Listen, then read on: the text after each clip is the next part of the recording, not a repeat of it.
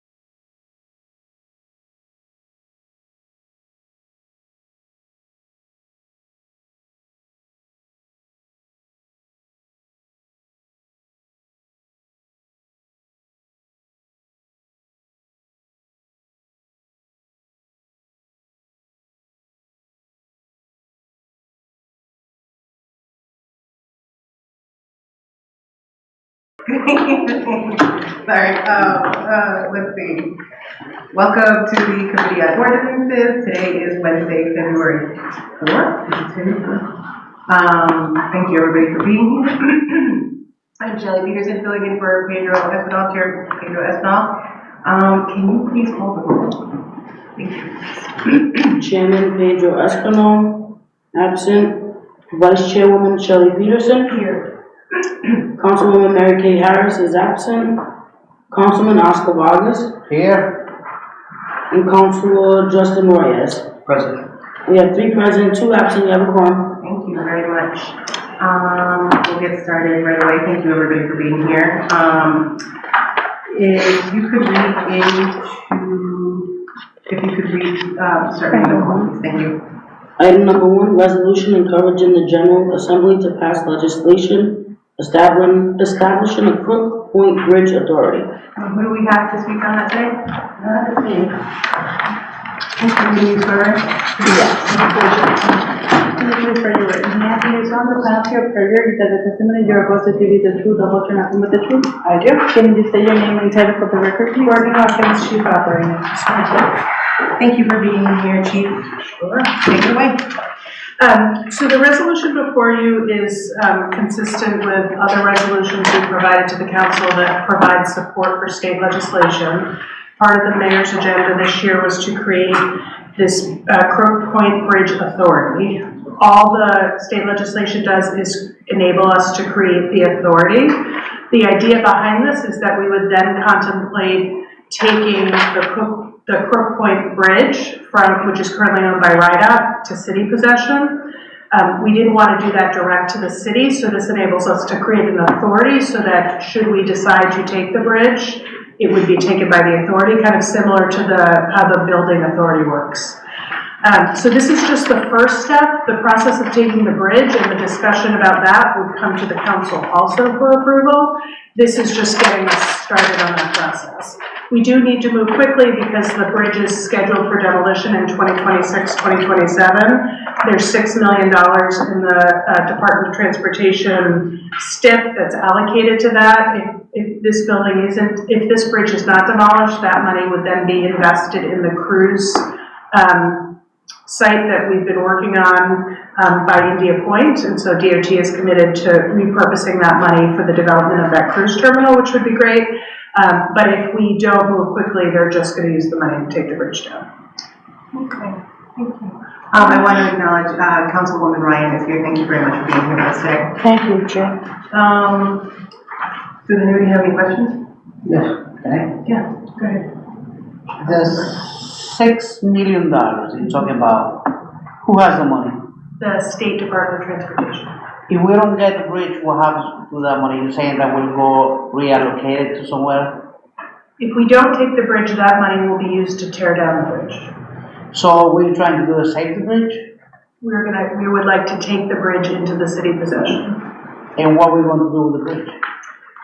To be determined. There's been in 2021, they did a design competition. Nothing has to be done to the bridge today. It would be for the city to work on in the future if we decided to take the bridge. Again, this just creates an authority, enables us to create an authority to then contemplate the taking of the bridge.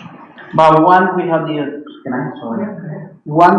authority to, on this bridge, we own the bridge, right? No, this creates a separate group that would manage the bridge if we took the bridge. But it just enables us to create the separate group. It doesn't actually take the bridge. That would have to come back for further action. And Yeah, please go ahead. do we have any idea how much it will cost us to demolish this bridge if whoever owns the bridge now will say you can have this piece of metal? Yeah. We wouldn't intend, if we took it, we wouldn't intend to demolish it. The idea would be that we would leave it as it is and potentially do something with it in the future. I don't see any potential use of this bridge. It's an important landmark in the city. A lot of people, find it to be an iconic landmark associated with Providence, and for lots of folks, they believe it should be preserved. So, whether or not it is just preserved as it is, or if it becomes something else, I think is to be determined, but, our Who owns the perspective bridge is it now? should, the Department of Transportation. Can we put an American flag at the top so make it look beautiful? I mean, we could do a lot of things with it. I have a quick question. Have you established who's going to be a part of the authority yet? It provides for 3 members appointed by the mayor, approved by the council. Those have not been identified. 3 members. Yes. And they have to be residents of Providence.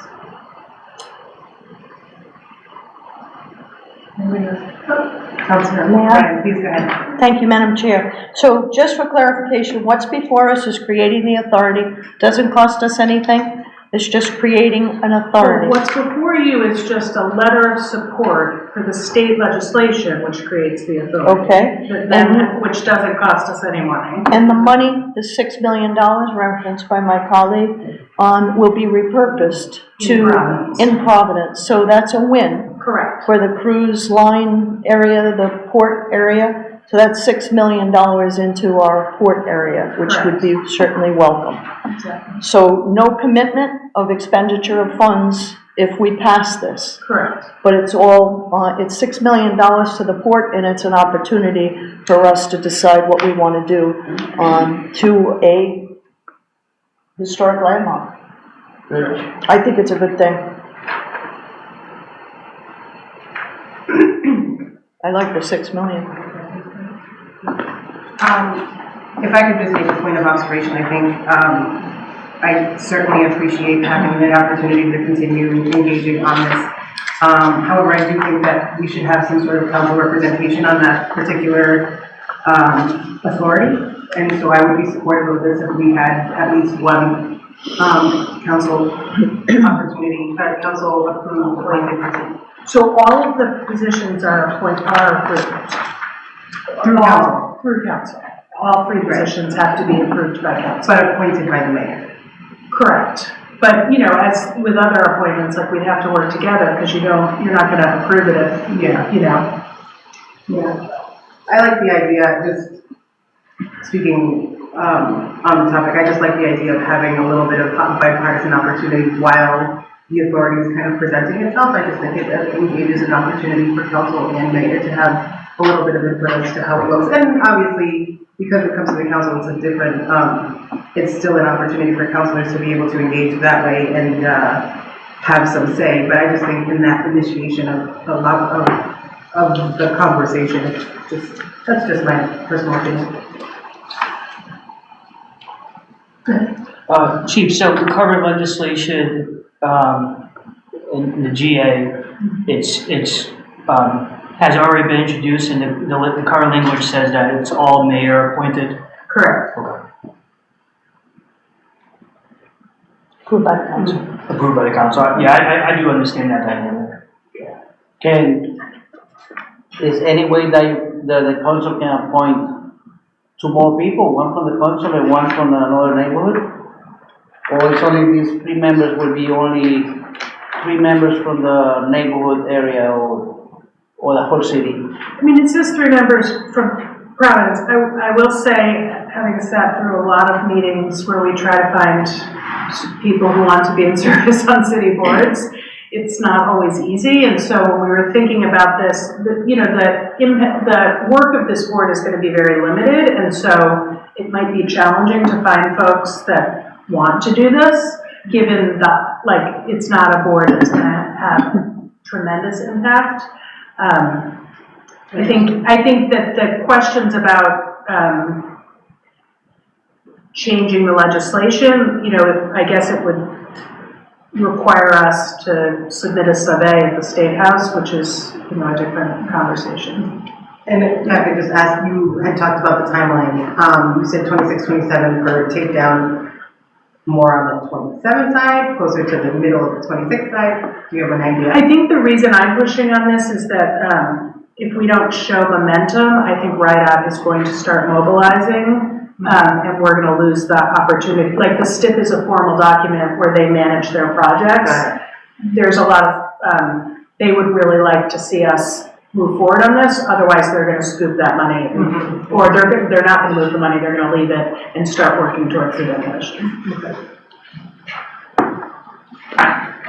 I think that pushing for the board, I just engaging the opportunity for the board to have that idea. At the very least, if we're going to have council input as to who, gets on that, I think it's important.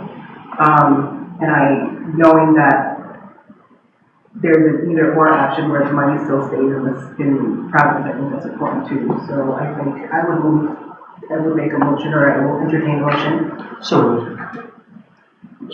motion to A what? motion to pass this To pass it to continue. this resolution, encouraging the General Assembly to pass legislation establishing the fiscal protection. Second. All those in favor? Aye. Any opposed? That's great. Thank you, not yet, thank you. Thank you very much. Thank you. Can you read the next one? Item number 2, an ordinance and amendment of chapter 27 of the Code of Ordinances of the City of Providence entitled the City of Providence Zoning Ordinance, approved November 24, 2014 as amended to change certain texts in Article 5, 12, 18, and 19 regarding building design standards. Can you swear in? Yes. Yes. Thank Would you. you please raise your right hand? Do you solemnly promise or perjure that the testimony you are about to give is the truth, the whole truth, nothing but the truth? Yes. Can you please state your name and title for the record? Christopher Davis, Principal Planner. Robert Azar, Deputy Planning Director. Jason Martin, Principal Planner. Thank you very much for being here. And I'm sorry, I'm very rusty on this, so I'm gonna have you lead more of this conversation than I will. But please, go ahead.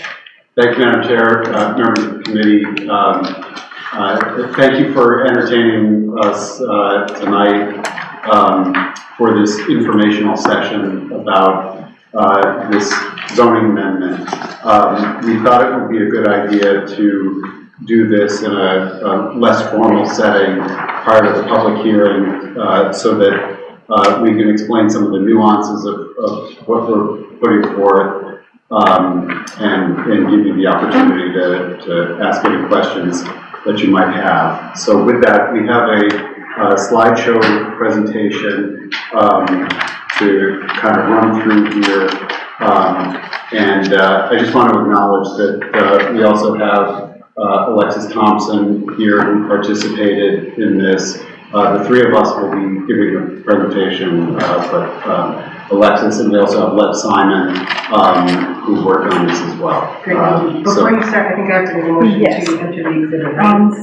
The CPC letter, it's in Exhibit 1. And we also have the presentation that is displayed on the screen. So that will be Exhibit 1A. We can take that motion. Someone, second? You can do it? Yeah, I can do it. Okay. Great.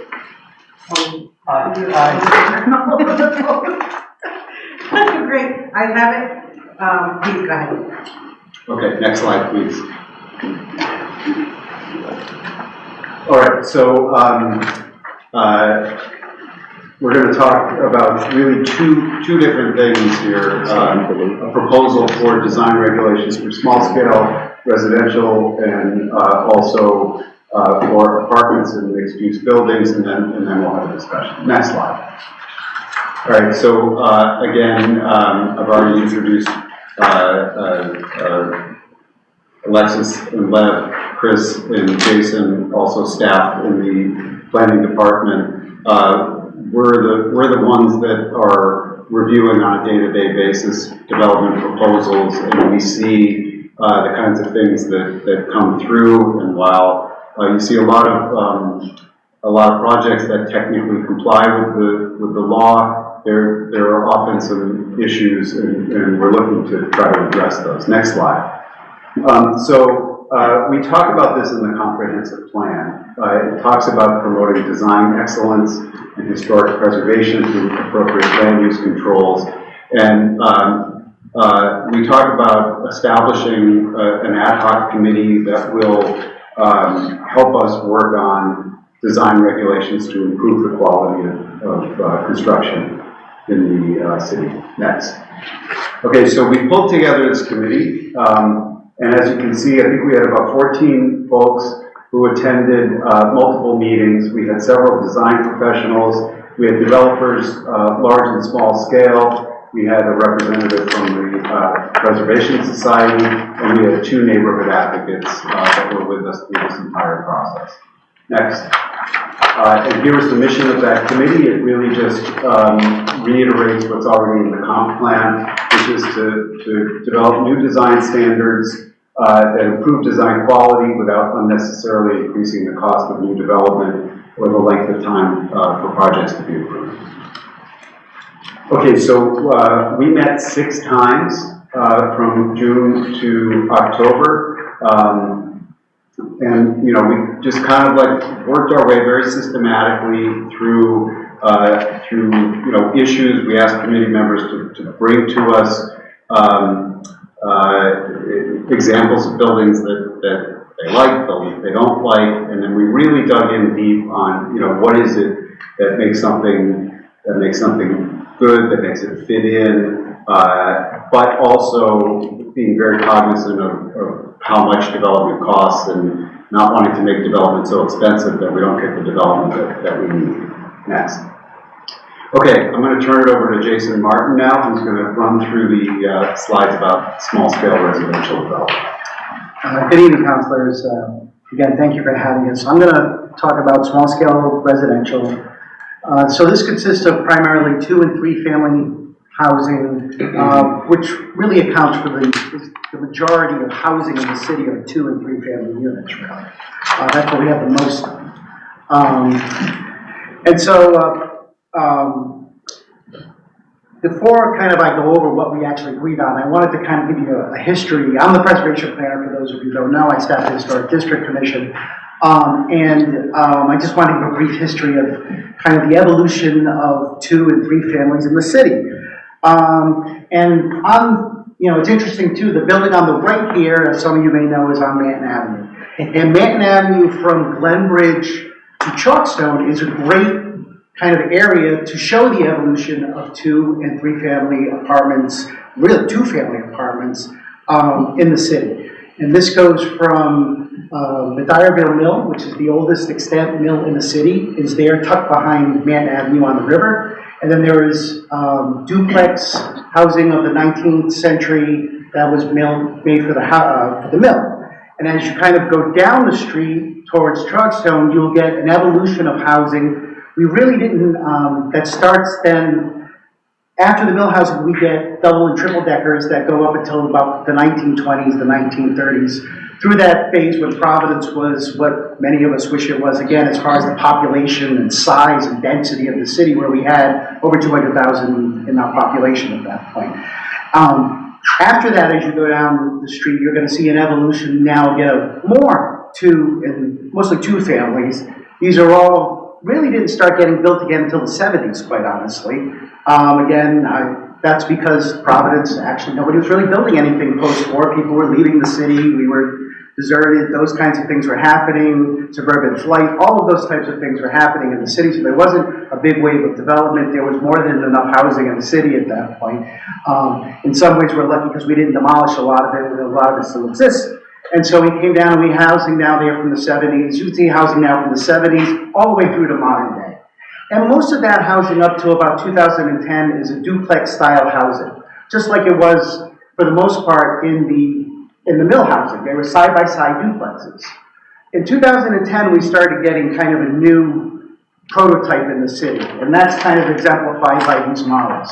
These were 2 families that were really 3 stories tall in most cases, and they deviate from what had been the kind of traditional building type in the city by having these raised entrances. And you know, this was a reaction to the zoning ordinance. This was a reaction to the building code. Some would say it's a reaction to the fire code, but it's actually the building code portion of fire suppression that is causing this as well, and why you may know people are building 2 families and not 3 families, but they're building in the form of a 3-family. And so we've seen this in, you know, planning has this, as these farms develop, we have kind of lost the architectural detail. And so the houses that were built in the mill housing and up to the 20s were craftsman built and were simple buildings but had detail to them. They had, you know, simple detail, but they had corner boards, they had little dental moldings, they had all the little things that those kind of houses have. And as housing has evolved, we've lost those details. We've lost the craftsmanship, quite frankly, and we've gotten to where developers are building kind of, yep. Oh. No, you're good. Oh, okay. There's Counselor. Can we do question in the meantime? You want to do the whole thing? Do you want to do your presentation first? And then we go back and question you, or we go Yeah, if we may, why don't we have Jason give his presentation, we can ask questions, and then Chris, Jason's got just a couple of slides. more, right. And so, as buildings go forward, we lose detail, and we get kind of these boxes. Even though it's interesting, these new buildings we were seeing before are of a triple-decker size, actually, without really being triple-deckers, that whole thing. So, what we've been looking at, and this is kind of a problem we have, is that we develop guidelines, we had to develop guidelines. So let me stop for a second and just walk through these slides for you. So again, these are very new buildings, and these are, again, a prototype we've never seen before in Providence. And quite frankly, personally, I abhor. I just, aesthetically, it's good housing. Housing is housing. But aesthetically, you know, and the slide on the right, you don't get it in this, but the original photo, there's 3 of these buildings here that you can see, and it's quite shocking when you see them. You can go to the next one, please. So here we've got some examples of better housing. And why that housing is better is, in this case, you've got a smaller, single family, really, unit, 2-family unit on the right. The one on the left, it's got basic details. It's got corner boards, it's got trim around windows, it's got a hood over the door, it's got a porch that's at a normal, typical level for the city. The building next door is in a historic district, but again, it illustrates that these kind of details can be put on and made in a way that does not add a significant amount of cost. Putting corner boards on a building, putting detail and trim around a window is not going to add an exorbitant amount of cost to buildings. So we've kind of been forced to kind of create guidelines. The developer community reacts to our guidelines and quite honestly thinks of things we never would have thought of. So if you go to the next slide, you'll see that the items here in black are things that existed already, and the things in red are things that we're changing. So back in probably around 14 or so, Bob, you correct me, we had to tell people that you need to put the primary entrance, the primary elevation will be your primary entrance. On that elevation, you will have a door. You will have windows. You will have very, very basic things. And they started doing that. But we didn't tell them you couldn't have a porch that's 10 feet off the ground. So they started doing that. So they could expose the basement level, get bigger windows in for egress, and have livable space down there. And there's good and bad things to that, but that's what they're doing. So what we put in this through the committee, through all this discussion obviously with the committee, is that we'd have a maximum elevation of 5 feet above the ground for the porch. So that should hopefully solve this problem of having these buildings that are in essence are being built on pedestals, with very large pedestals as well as that. The other thing that's happening in these buildings is they're using pressure-treated pine as a finish material. Yes. And pressure-treated pine can be a finished material, but it probably should be treated to some degree. What we're saying is pressure-treated wood cannot be a finished material, that it should be finished somehow. You could paint it, you could stain it, you could wrap it. There are PVC alternates you can use. There are all kinds of solutions for that. The other thing is these buildings we were seeing as this new prototype, we're creating these vast spaces under the porches that were not being finished as well. That's right. And so those spaces in this, if a building has those, are supposed to then have a lattice around them, and you can, they store things under them anyway, you just won't see them, it'll be a little more sightly. honestly, under the ordinance, that type of situation should disappear a little bit too, because they won't be able to go as high, at that elevation. And if I could have the next slide, please? The same thing with, like, again, we had to, tell people about putting in elements, having 15% transparency on each side, all those things were things that exist, and we had changed after kind of the last round of changes. The newer things that were talked about, there was a debate about vinyl siding. In the end, we had to allow vinyl siding. And so if we were going to allow vinyl siding, we wanted it to at least replicate a traditional material look.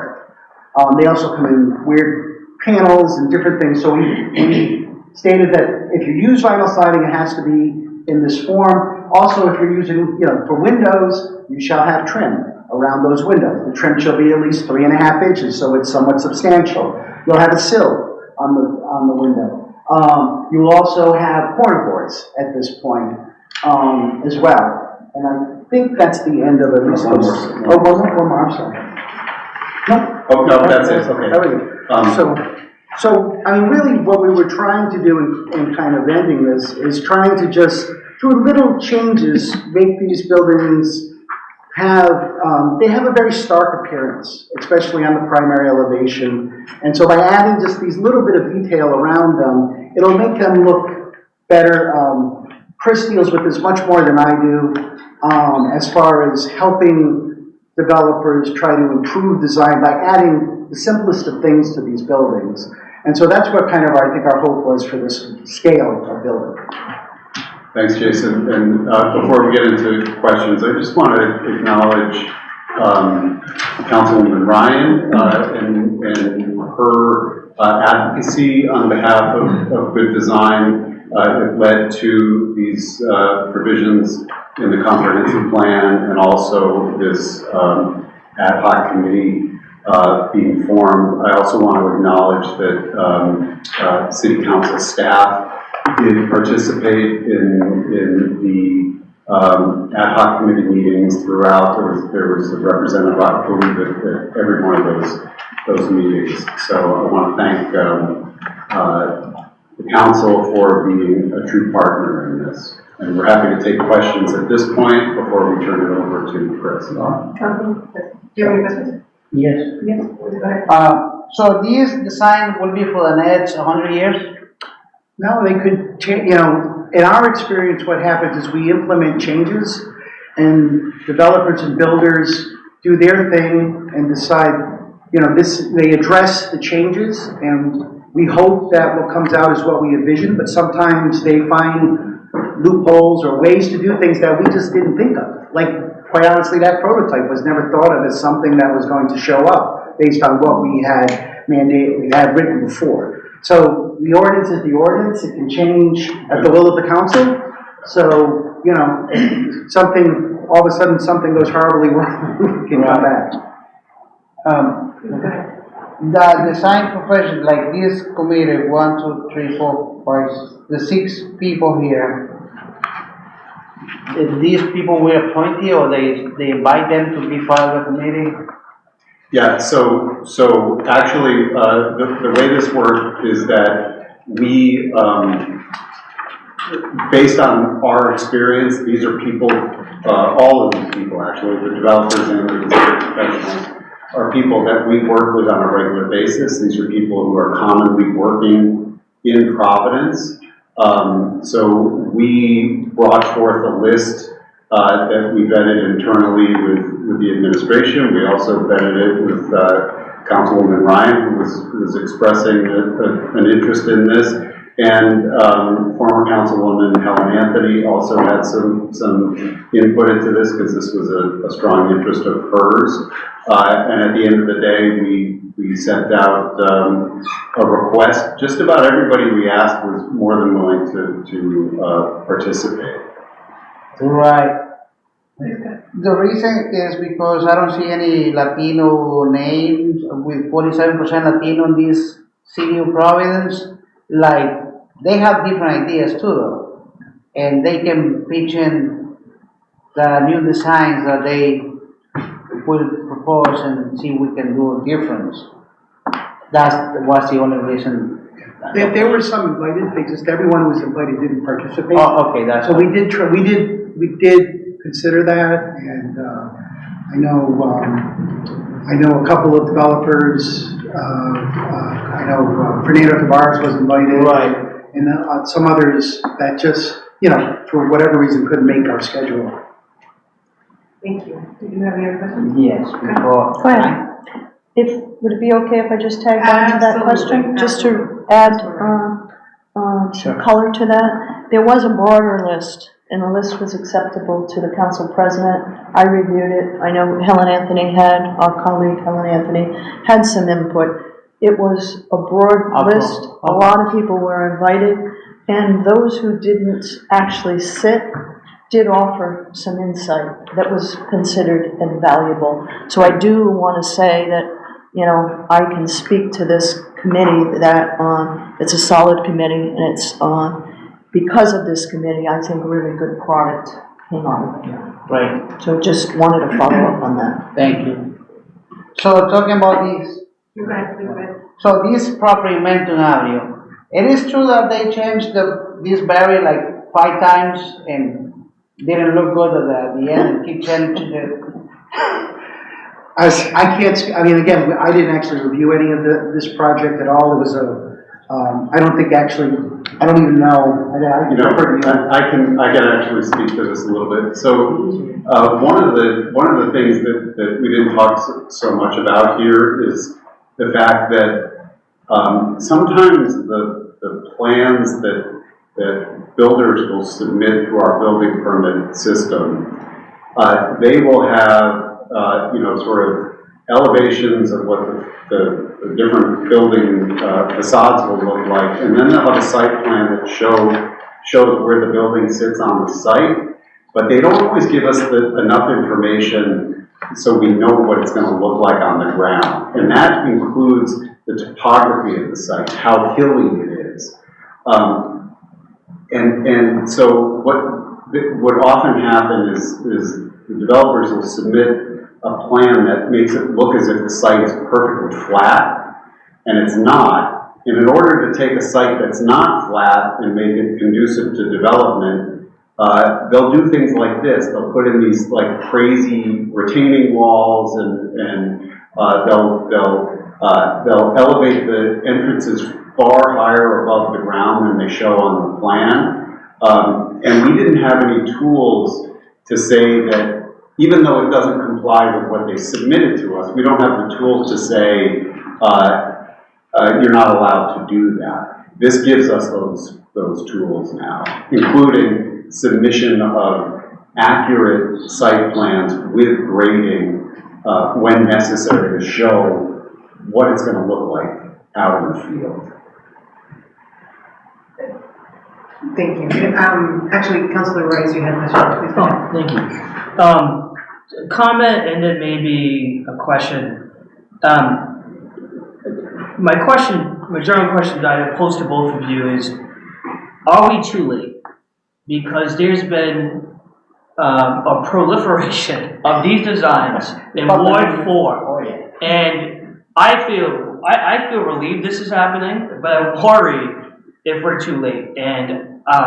And you might have data that I don't have access to, but as we're going through this, I'm thinking about how many private lots that we have in Providence that have not been built on, and I don't know the answer to that. So I just know there's probably not too many, and while I'm grateful for this, I'm just worried that we're too late. But I don't want to be Debbie Downer. So, but you can answer that, but if I may just go to my next. You want to? At least as part of that part, what I would say is one of the reasons I wanted to give you that history was that there were a lot of these types out there, and you can find 80s duplexes all over the city. They're not the most attractive. They're very plain, I guess is the way to describe them. They don't have a lot of detail or anything like that. This will become a time, eventually we're going to go through the city and say, oh, that was built between 2000 and 2010 or something, or 2000, whatever. Well, it'll be of its time, and in the end, they probably won't, I guess the quicker we get this all passed, the sooner they won't be able to do it anymore. So there's that.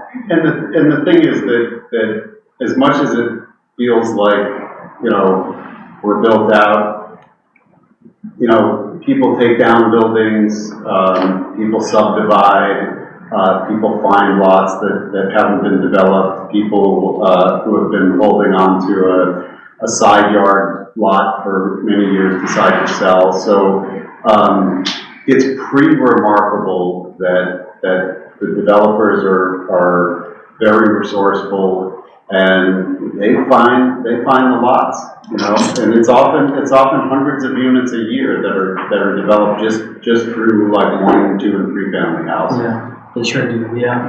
I just, sorry, Sure, more. sure,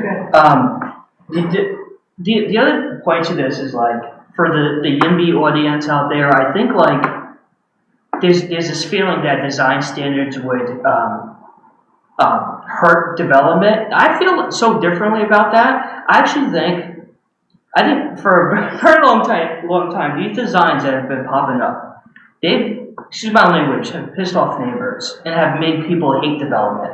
And so I would argue the opposite point, that responsible designs actually encourage development because they win the hearts of neighbors. The last point is, if it's possible, because I'm a visual person, I was wondering if we could have like a rendering of a design, a multifamily home that would incorporate these mandates side by side with the current day egregious design. That don't look great. Just so I could see. I kind of am picking up what you all putting down here, but that would be great for us just to visually see that. Yeah. Well, I think we did try to, if you maybe go up a few slides, right? So, you know, good. Now go up a slide. Bad. Oh yeah. So the previous one is that with that The other one. So we're basing that. We didn't have those. So what was built there? There was no regulations to. No, they didn't have to do that. Oh, the one on the right, the Historic District Commission reviewed that. So if you're in a historic district, chances are your house is going to look more like that. The one on the left is not in a historic district, but they did that. You know, that was done by a nonprofit housing developer. I think it was One Neighborhood Builders, and you know, they cared enough to invest in a high quality design. Just to say that with development on the west was publicly funded. So when it's publicly funded, aesthetics are actually looked at. Yeah. So they hired an architect who was trying to make it something that would be appropriate for the neighborhood. So that's why that happens. Where a developer might just have a draftsperson. He might have a house he's built 14 times, and he's just going to build that again. Can we go back up one slide, and Chris had a comment to make. I just want to make a comment because sometimes you can take this form and this model, but if it's done correctly with the standards that we're proposing, you would get a better product, but with a similar, like the one on the right. If it was at grade, it had a nice covered porch with, it was wrapped and painted, and it had, you know, it was at grade. That would be an acceptable house. It's just, what's bad about those two examples is the grade, the staircases, the unfinished porches, maybe some more details like window trim, just a little bit beefier trim to make it look.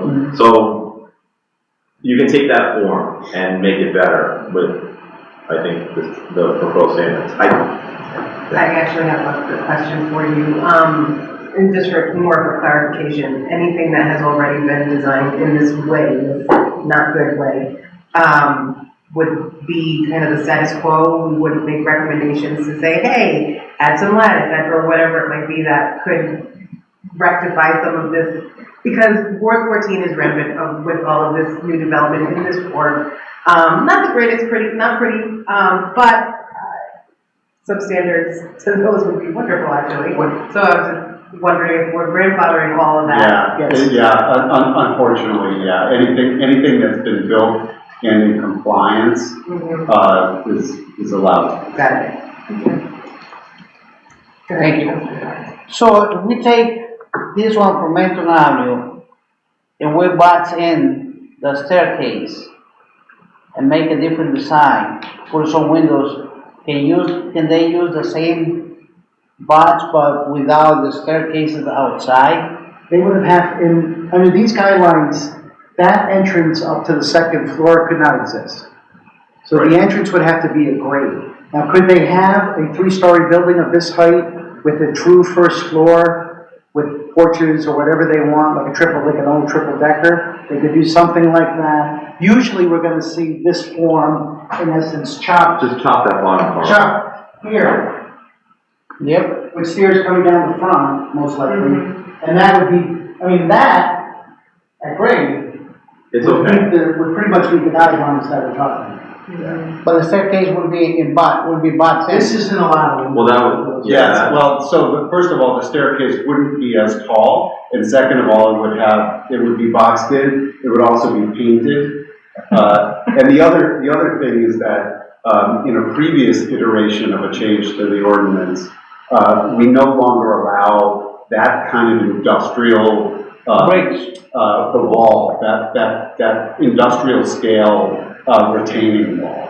They would have to have, either bring the whole thing down so it's level with the ground, more or less, or if there's a wall, it would have to be a more decorative retaining wall. The case in this particular area is because he has a rock in the middle.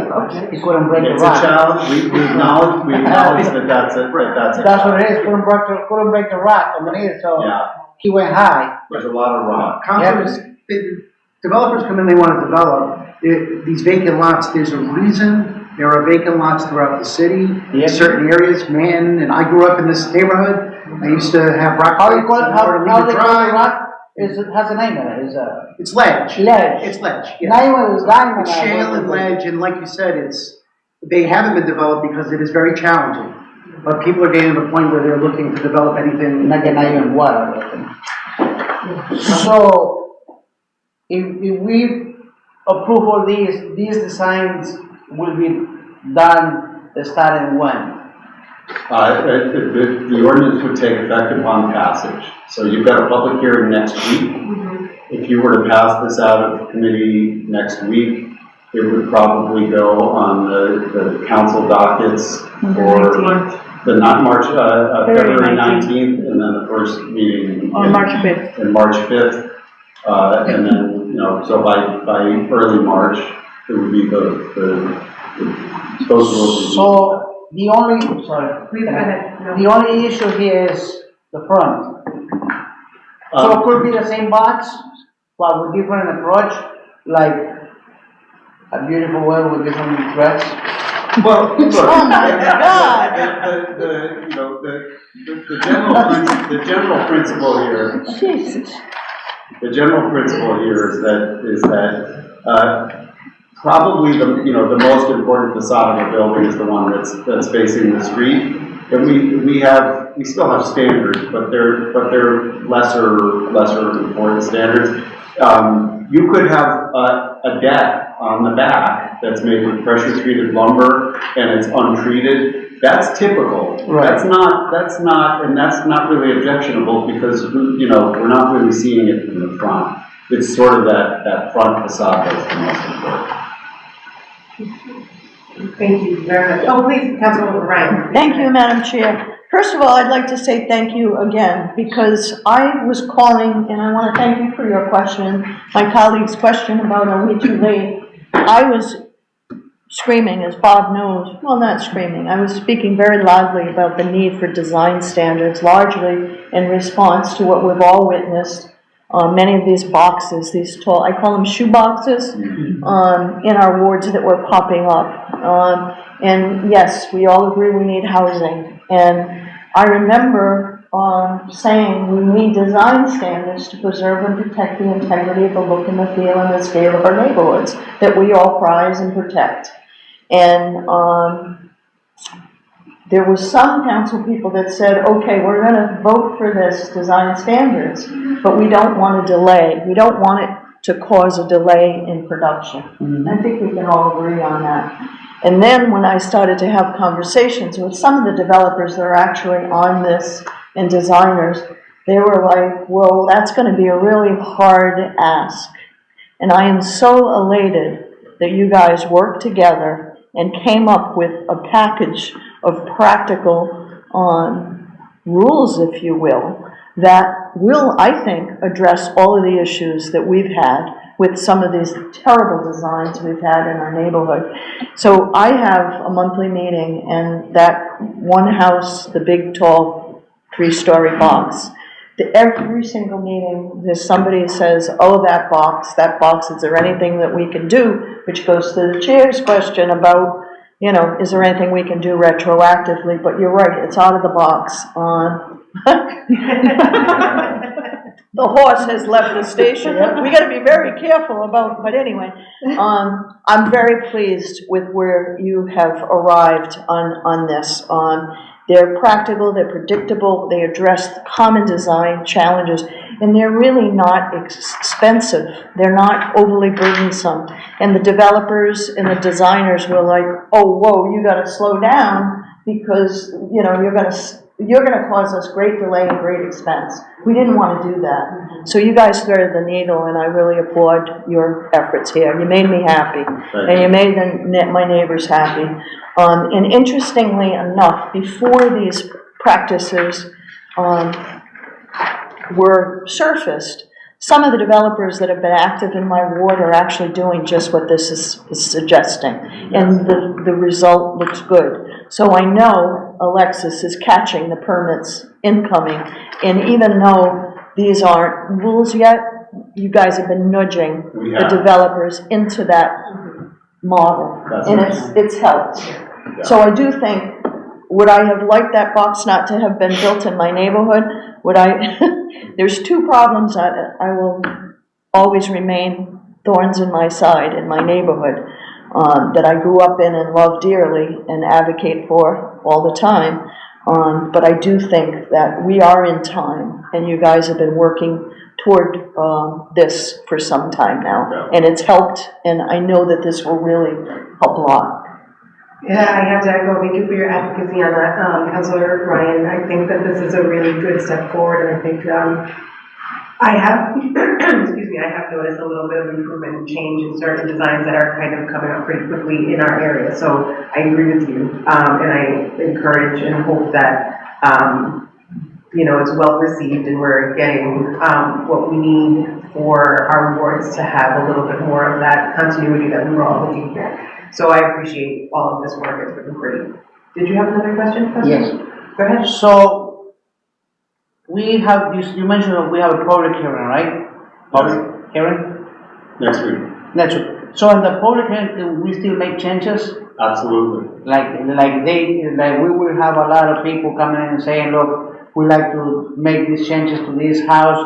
So it will be the same design, but with different front of the house. Like the same box, but different front of the house, because that's what's making the property doesn't look like a house.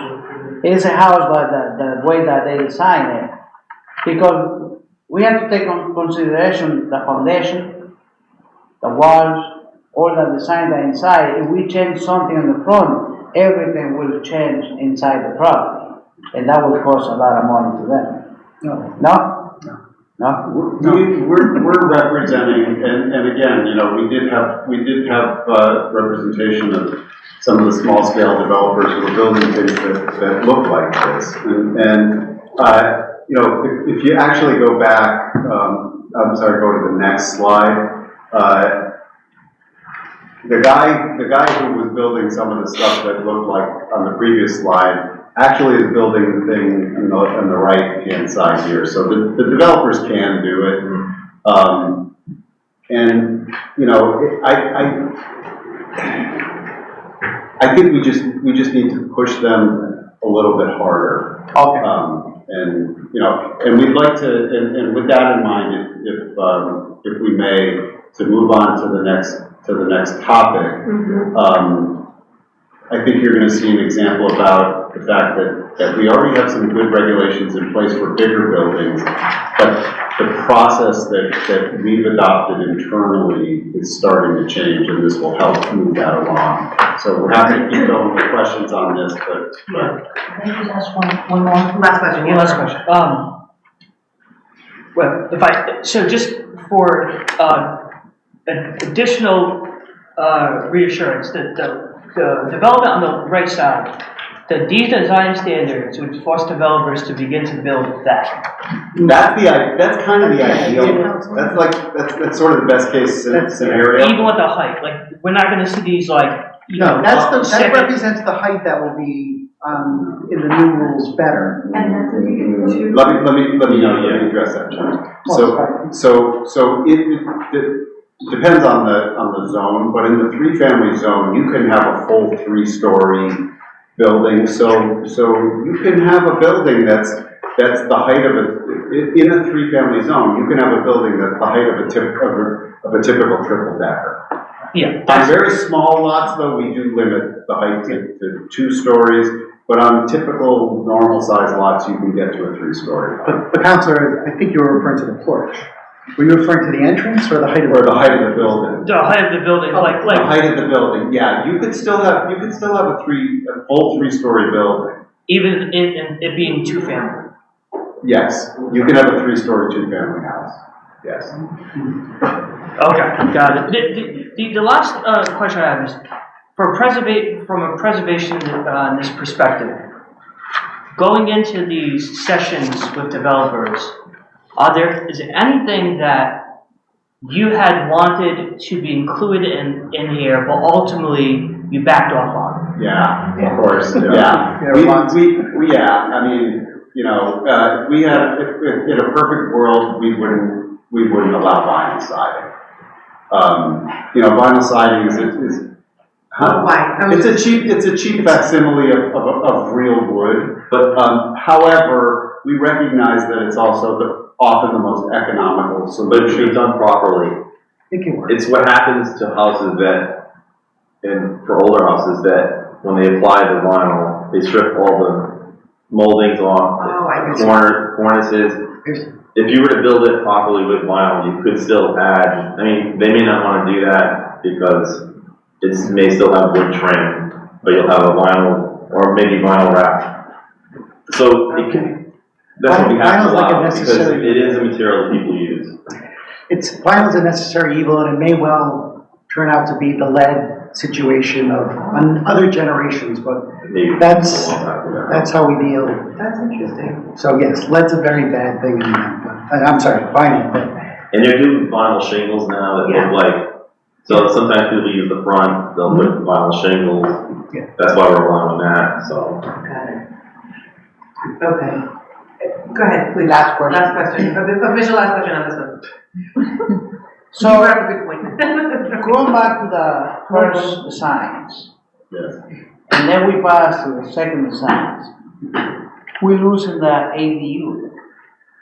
Not necessarily, you can. Because still is windows, Yeah. Yeah. We're not saying you can't build a building, that has 3 stories. We're just sort of saying, you know, the front entrance has to be a normal height above the ground. You can have an occupied basement. You could put an ADU. An ADU could be in the top floor, you know, the attic area, or it could be in an outbuilding, or it could be in a bump out off the back of the building. So there are, you know, you can still do the ADUs for sure. Jason. so, the house on the left is, I'm sorry, it's off of, it's near one neighborhood. It's in Audrey Street. Audrey Street, which is right Familiar. Near the in park. Manhattan as well. Yeah, near to Yeah, there's a part of it. So in these particular cases, there is accessibility to like a basement on these? Sure. Oh, okay. Oh, all right. Yeah, he's got a full basement in the HDC one. What's interesting about that building is the back of that building looks like the front.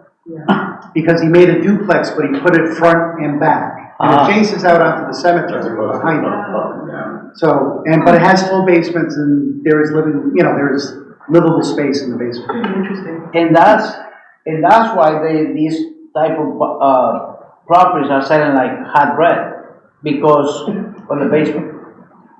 People say, oh, I do. Yeah. All right. So Continue. I I'm think sorry. I have to have a motion to continue on this, right? Well, no, we wanted to talk about the large scale. Oh, okay, So perfect, please. There's a handful more slides for Oh, discussion. thank you very much, sorry about that. We'll move quick. Yeah, so we'll move quickly through that. So, Up one. yeah. Yes. No, go down two. Okay, No more. Okay. Yes. I'll start here. We want to reverse this order, but that's fine. So these standards apply to apartments and mixed-use buildings, commercial zones, C2 zones. These are the design standards that are existing that people use to design their commercial buildings. Facades, requires detail and visual interest to the building. These are just some basic things. We want to prevent large areas of blank wall. The second, building entries, we talk about how they should be recessed and the dimension of the entryway on the street. It should be pedestrian friendly and oriented to the pedestrian.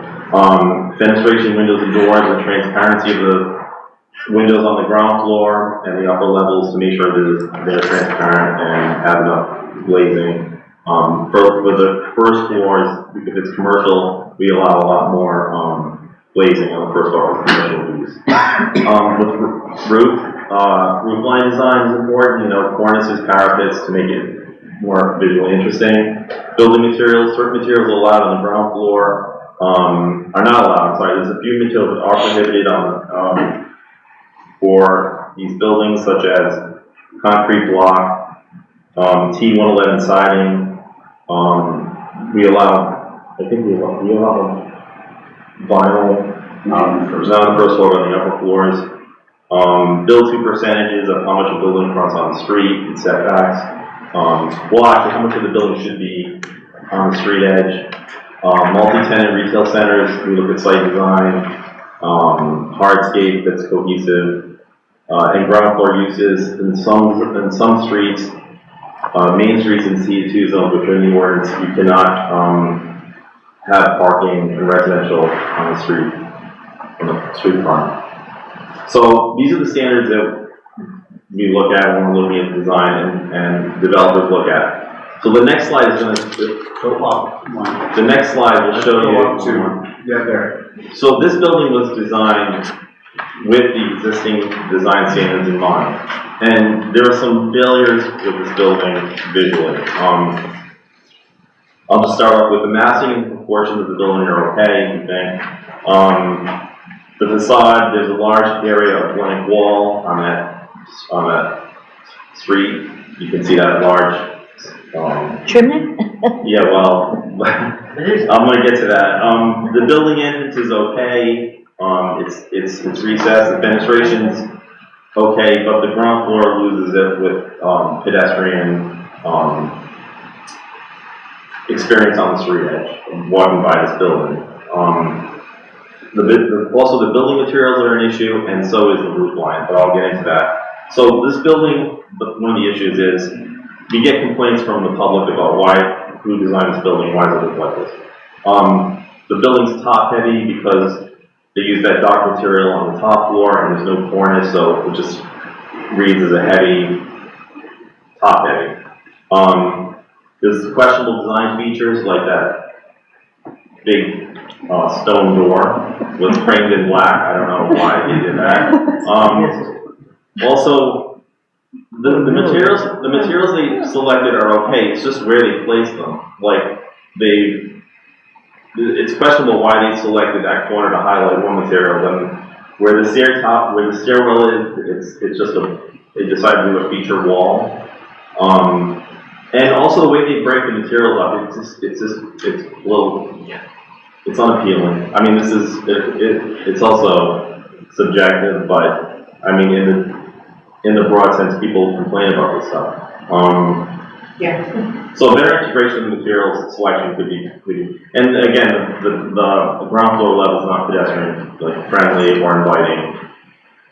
It could be questioned, you could question that, but we think it's not the best pedestrian experience. So if we go to the next slide. So this is where details matter. So these are two examples of commercial buildings. They're very different. The one on the left is a more modern take on newer commercial design with apartments on the upper levels and ground floor retail. And the building on the right is a little more historic, more details, but it still keeps in all the design standards, sort of a good representation of what that should look like. So the proportions are good. Again, it's orientated to the pedestrian experience. So next slide, please. Oh, I'm sorry.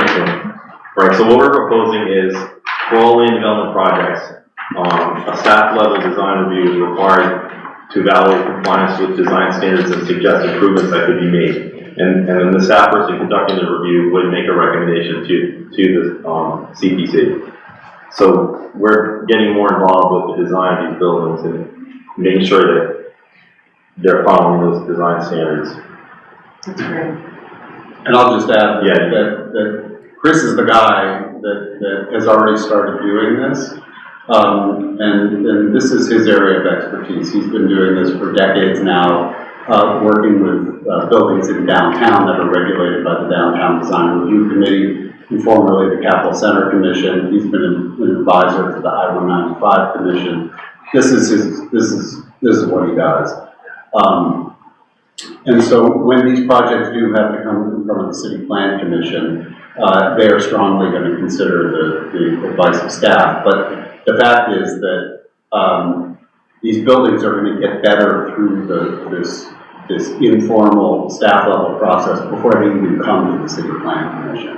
And for those smaller projects that don't have to come to the commission, they'll still have that review. And I think it's not so much with these buildings changing the regulations, it's changing the review process that we're talking about. And some buildings, they are successful right out of the gate.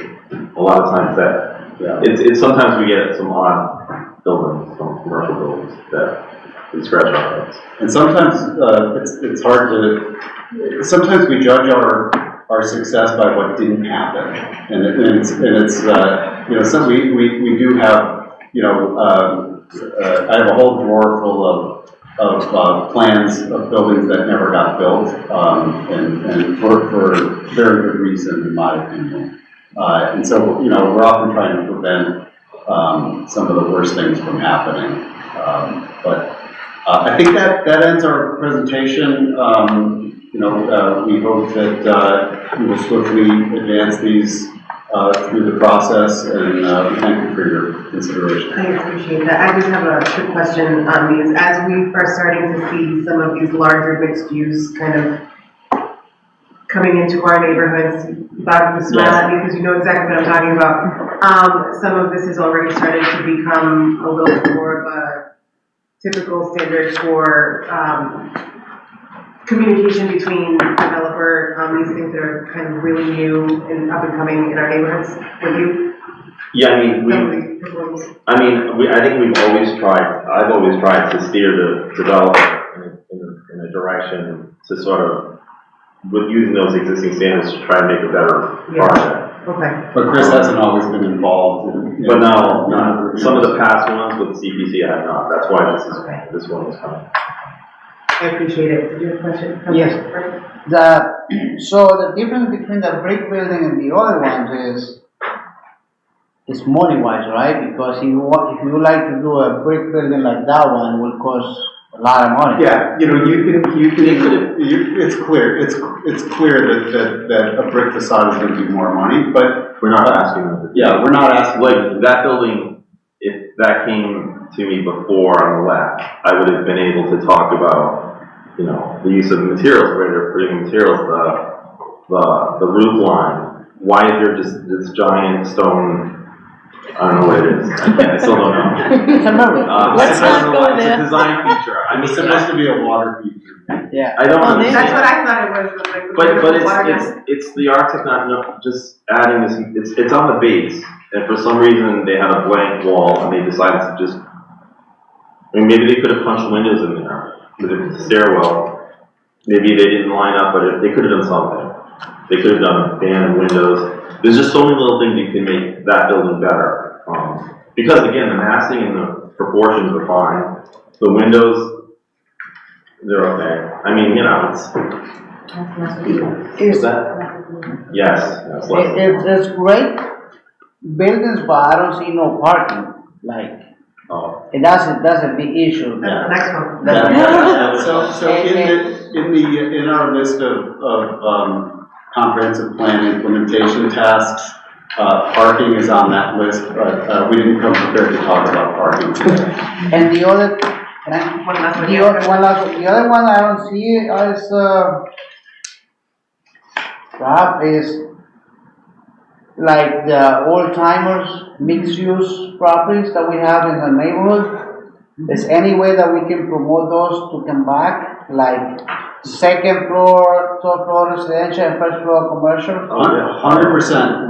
We allow that, we encourage that in more places than ever. Yeah. Like try to get those, like, and then if you see a bunch of houses, put at least one property right in the middle for a convenience store for the future. Sure. Yep. Yeah. Because that will be the convenience stores and 10 years from now. Yes. So I can go with my walker And buy and buy some groceries. Do I need to make a motion to continue now? continue, yes. Okay, I will entertain a motion to continue. Some, On the sign. yeah, All in favor?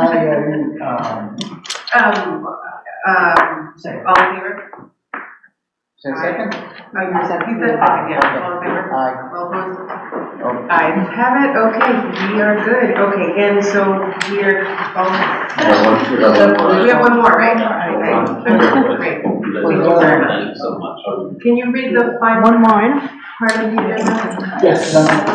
Item number 3, an ordinance and amendment of chapter 27 of the ordinances of the city of Providence, entitled the City of Providence zoning ordinance, approved November 24th, 2014, as amended to change certain text in articles 2, 4, 5, 9, 12, 13, 14, 16, 17, 18, 19, and 20. And I think we have. We have two exhibits. So we have exhibit 2, which is the CPC letter, and then we also have exhibit 3, which is another CPC letter. Great, and I will entertain a motion to enter the exhibit. So To. And All those in favor? Aye. All opposed? The ayes have it, okay. Great, so let me just hand out. yeah. And we also have this is an accompanying spreadsheet that we also go to.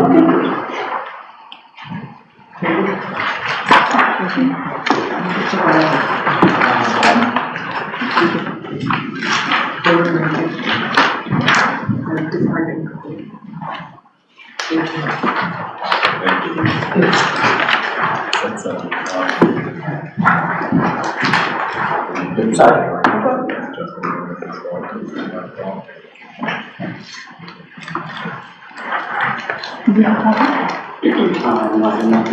Yeah. This can be also entered as an Yes, absolutely. So we will be exhibit 4. Do I need to do another motion for it? Yes. Okay, I will entertain one more motion to enter this as exhibit 4. So second. All those in favor? Any opposed? Ayes have it, okay. Please. Okay, thank you very much, Madam Chair and members of the committee. I've got two other staffers here. Alexis Thompson is our zoning official. She sits in the Department of Inspection and Standards. And then we also have planner Lev Simon from the planning department, another one of our fantastic staff that has worked hard on these amendments. I also want to acknowledge that when it comes to these particular regulations we're going to speak to, I want to acknowledge that Megan DeSanto from the Law Department was also a participant in our group. She was instrumental in making sure that we followed the state law as it pertains to zoning. These changes are a little bit less maybe interesting, I guess, than the design standards. These are more technical in nature, and there are a couple of different categories that we're going to talk about here. The first is there are a couple of elements that are related to implementation of the comp plan. Next is that I've been saying this to you for a few years now. I think this is the 4th year running where the state of Rhode Island has changed the zoning law. That's how we do zoning at the local level. So there are some changes relating to state law here. And then there are a number of clarifications and corrections, some sort of general cleanup that we do on a regular basis, some things where we have recognized that certain aspects of the zoning ordinance aren't working properly, or maybe we thought we were doing the right thing when we changed it based on a state law, and we realized there are some things that we should have said that we didn't say. A little bit of a cat and mouse game with the developers where, we think the ordinance means one thing and they find a special different meaning, and we have to kind of, plug a hole. So there are things like that. So what we're going to do is we're not going to run through every single one of these 30 some odd changes. We're just going to take the ones that we think are most important and that need some explanation. We're more than happy to talk about all of it, but in the interest of time, we're going to keep our presentation kind of tight. I will say that you have a sub-A in front of you that has a couple of additional things that since we submitted this, we have recognized. We brought everything in yellow to the City Plan Commission at its meeting last month, and that's why you have a supplemental City Plan Commission letter here. So you don't need to accept this sub-A tonight. In fact, I think you're not allowed to until you open the public hearing next Wednesday. But we'll include speaking to the sub-A language so you understand it. So I'm going to start off, and then we're going to kind of go back and forth between the three of us to explain each of these. So the first number one is where we is in the beginning of the zoning ordinance in a section called Rules of Interpretation. The zoning ordinance is long and complicated. And it's a whole bunch of rules about how development has to happen, but there are also rules about how the ordinance shall be interpreted. Alexis is the official interpreter of the zoning ordinance, so this is really for her and for all the lawyers out there and all the developers out there who are trying to read this beast of a document to sort of give some guidance as to how it's to be done. The law department has suggested this change in 200. The law department has suggested both changes. I'm so sorry, before we continue, I think we have to swear you guys in. Oh. I apologize. I was very entertained and ready to, I was paying attention. I'm sorry. Raise your right hand. Do you tell the penalty of perjury that the testimony you're about to give is the truth, the whole truth, nothing but the truth? Can you please say your name and title? Sure. Alexis Thompson, zoning official.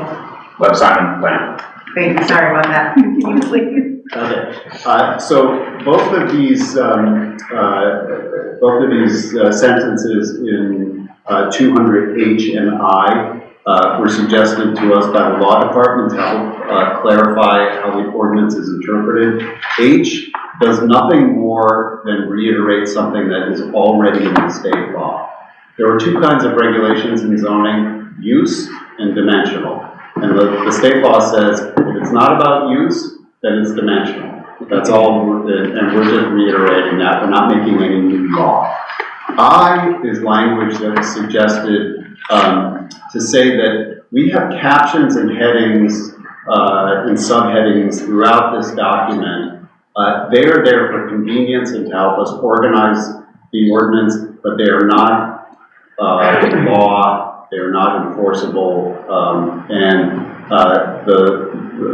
this is Megan DeSanto suggested we put this in here in a document as long as it is complex as the zoning ordinance. It's intended to prevent a court or other decision maker issuing a decision based solely on what a heading or a caption says. We are assured that this is common in contracts and in laws. I should note for the record that your solicitor is not. Sounds good. Okay. Thumbs up. Okay. I'm going to turn this over now to Alexis to talk about attics. Attics, yes, this is the really, this is the sexy stuff in the zone ordinance. Thank you, Bob, and thank you to all of you. I'm glad to be here to talk about the zoning ordinance, which I talk about all day, every day, but, there's a lot of nitty gritty in here that is sort of in the boots on the ground sense. Like, I really get a feel for this because I'm looking at permits every single day, so I both appreciate the time to tweak it to make it better and also to kind of hash out these little details. It's helpful discourse, so thank you.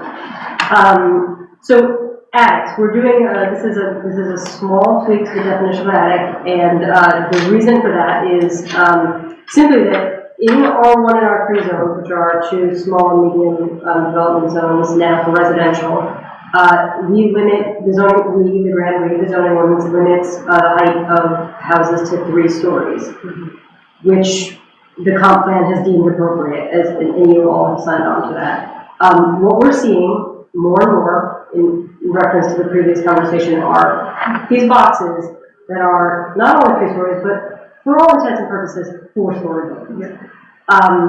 And what is happening, a bit of a loophole, we spoke about those holes that we're trying to plug earlier, is that the way attic is defined actually allows for quite a bit of occupiable space. So what's happening is that we're seeing people say, oh no, it's an attic, which they can do based on these very specific dimensions, and somehow they're getting under and saying, it's not a story, it's just an attic, but really, again, for all intents and purposes, it is becoming that 4 story. So this is tweaking the definition of attic to tamp down a little bit. It's not saying you can't have an attic. You absolutely can have an attic, you can store things in your attic, but we don't want it to get so out of control that we're seeing literally 4-story buildings in the R1 and R3 where the intent is really to have 3-story buildings. And it's very easy to get 3 units and an ADU in a 3-story building. My background as an architect, I feel like I can very confidently say it's doable without stretching things to that extra limit. So that is the small tweak to the plain and simple attic definition. So 1, 2. And we're gonna skip down. So again, there's other things on this list, and we're happy to speak to all of them. But I'm gonna kick it over to Liv to talk about something that's actually far more exciting than attics. Yeah, hello, I'm Lev Simon, planner. I'm about to talk about item 7, but thank you, counselors, for giving me the opportunity to speak. Like my colleagues, I love getting the chance to talk about the work that we do and some of the practice that we get to partake in. Like Lev said, I'm going to talk about row houses. So it was an item in the comp plan that we would kind of further legalize and make much easier to build the row house typology in Providence, and that was implemented during the major comp plan zoning update of last year. But we knew at the time that very likely, once we actually encountered a couple of real developers attempting to do some real row house development, we would need to make adjustments and changes to our original proposals to make the row house more realistic as something to actually build in the city. And sure enough, a year has passed, and we were right. There are some changes that we feel could really benefit the buildability of this type of house in the city. I'd say the main consideration for us when we were thinking of how to modify our row house standards was flexibility. we want to do is make it, give developers many more chances to make something that complies, and make it dimensionally a little bit easier to do so. To make that, to be specific about that, that would be lot sizes, where before we had a minimum lot size. Every lot created via a row house subdivision had to be a specific size. What we now say is that you can create a certain density of row houses in a given area, but the actual individual row house lots that are created can be variable in size. We say that the front and rear yard no longer need to have a specific amount of coverage, only the total lot needs to have one total coverage calculated for the entire parcel. We say that we modified our front setback to make the parking situation a little bit more reasonable, where before we had variable setbacks as with other types of residential dwellings in the city. What we've done now is we've set the row house setback at exactly 5 feet, which we've determined is going to both create the integral parking that we expect to see from this typology without, say, having a car park on the sidewalk illegally and inhibit pedestrian traffic. One other note, just this is one of the sections where we had a sub-A change, so you'll see it highlighted in yellow in the sub-A that is in front of you in table 4-1. We wanted to clarify here that, so these row house lots are very small, right? Unlike the average type of lot in the city, these are going to be usually smaller than 2,500 square feet and frequently much smaller. And so we wanted to just make it extra clear that unlike any other type of very small lot in the city, on a row house lot, you can build to the same heights that you would be able to build to on a normal sized parcel in that given zone. That's all I have to say about row houses. So Bob, I will turn it over to you. Okay, so next we're going to talk about item number 12. This is gas stations. You might recall that there was a little bit of talk. I'm sorry. Yes, number 10. It's 12 in my spreadsheet. It's not line number 10. Gas stations. You might recall that there was some discussion, a little bit of discussion about gas stations during the comp plan process.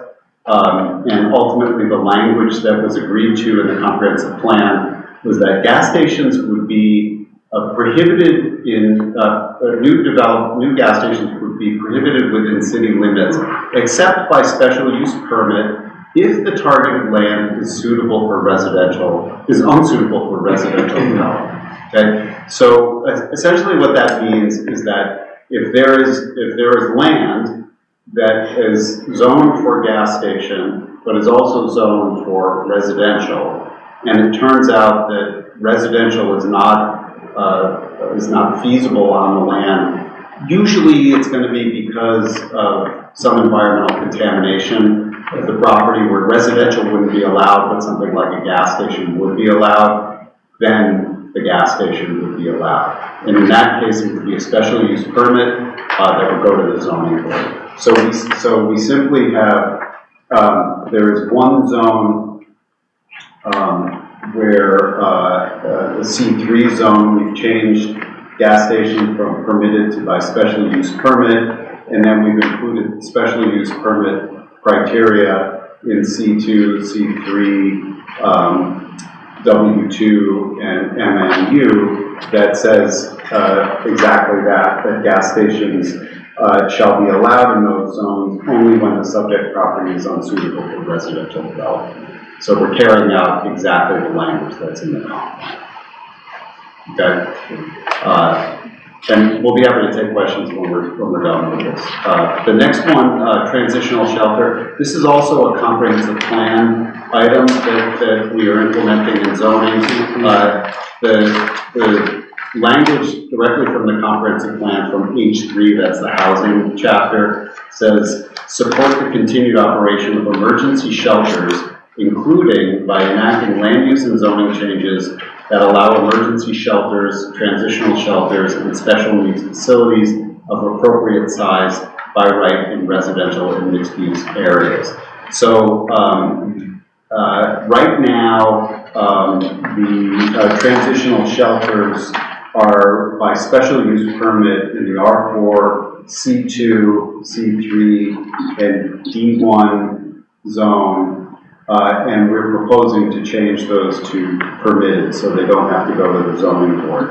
They still have to comply with the land use regulations of 1202 double L, but they wouldn't have to go to the zoning board anymore. Yes. Oh, yeah, keep going, sorry, keep going. Okay, back to Alexis, talk about fences. Yes, so, yes, I have 14, thank you.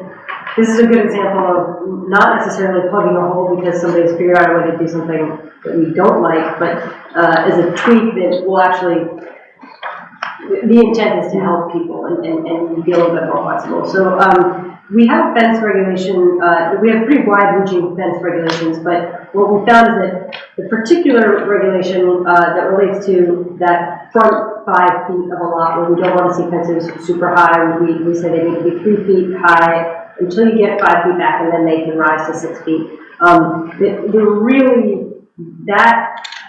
That regulation is very well suited for residential, but does not really make sense with a bunch of other uses. And we have other uses in the ordinance that actually have specific fence regulations related to those uses. Parking lots, outdoor storage yards, they already have their own fence regs, but we've got this kind of sticky situation. And really, we've come into a couple of scenarios where people are needing to come to the zoning board to get relief from that regulation, and we're trying to be reasonable with this change, such that you don't have to come to the zoning board for certain uses of a fence height of 6 feet at the front lot line. A really good example of that is community gardens. We don't want to see all these community gardens, but lots and lots around the city, they're needing to come to the zoning board just to get a fence at 6 feet high because they want to prevent dumping over at the community garden or theft of the produce that's being grown in those areas. So that's a kind of very clear example of where we've got these regs, they just don't always perfectly fit all the different uses. So we're tweaking it based on what we've seen come before us in the last couple of years. And I think I'm going to skip a couple, kick it back to Bob for 17. Okay, item number 17 is encroachments. This is a concept where we speak to building features that might hang out over the public way, the sidewalk. So encroachments might include cornice lines, it might include balconies, might include bay windows, things like that that come out from the facade of a building, and if that building is right on the lot line, they'll encroach over the sidewalk. That happens a lot in Providence, and sometimes some of the most beautiful decorative features are these kinds of encroachments. So we've always allowed for them under certain regulations, but we found that in a couple of cases, developers were looking for extra square footage in the building, and they were hanging the entire facade of the building out over the public way by 4 feet.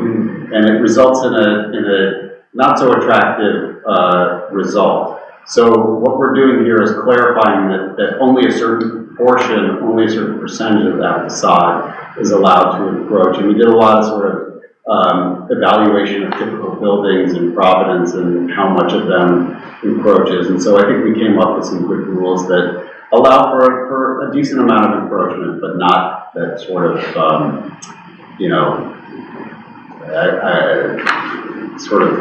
appropriation of the air rights over the public way that's proposed.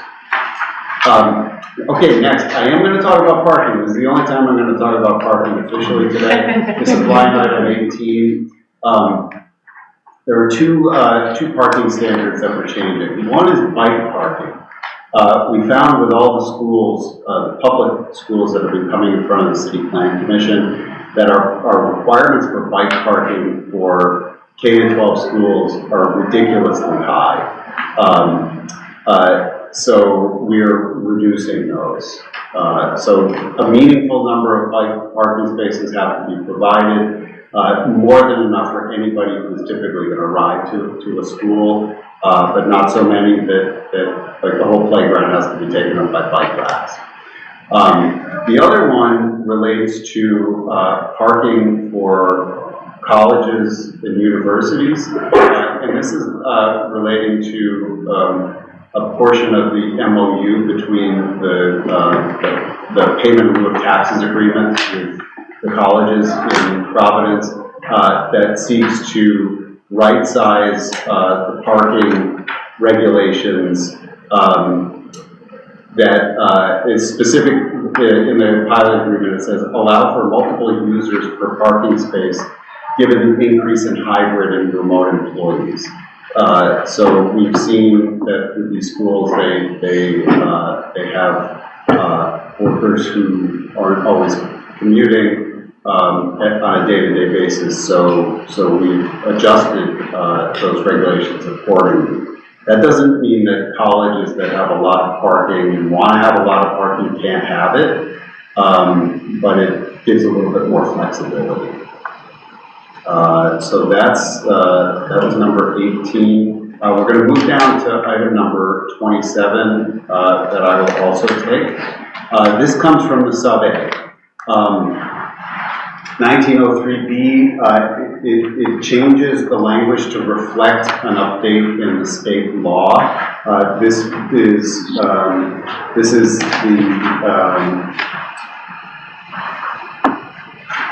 is nothing more than reiterating the state law when it talks about the authority of the zoning official, that's Alexis, to grant what we call modifications, which are small variances that can be granted administratively. The state requires us to do it, so we're just making that language exactly what's from the state.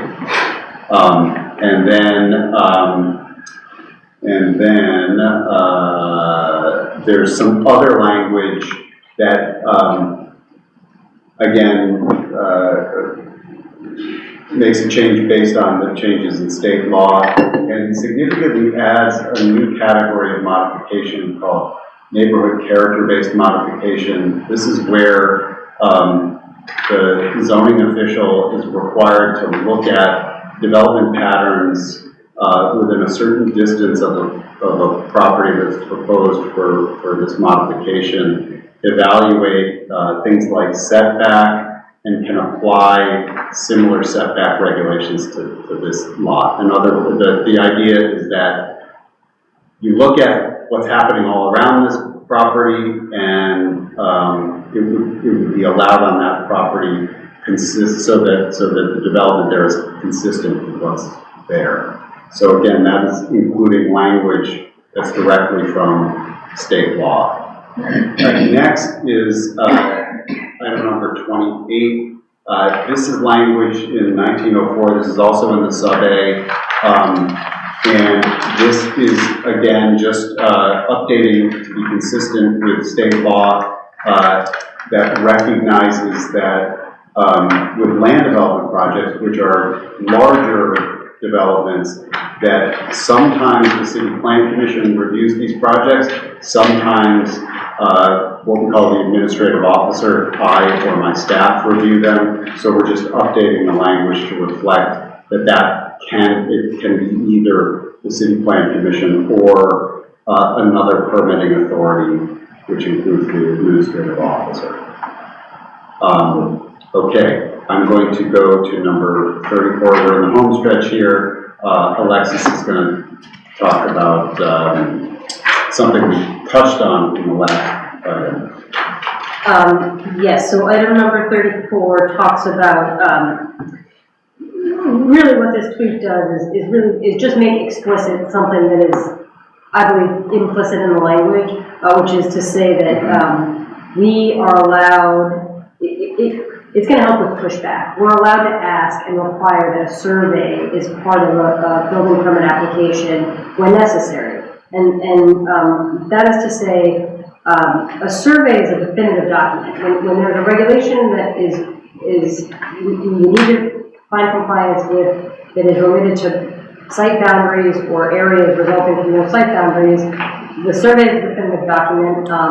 And we sometimes need that. Sometimes it's easy, you can see something with your eyes, it's sort of plain, but most of the time, particularly for new construction, and often for additions, we're gonna need a survey.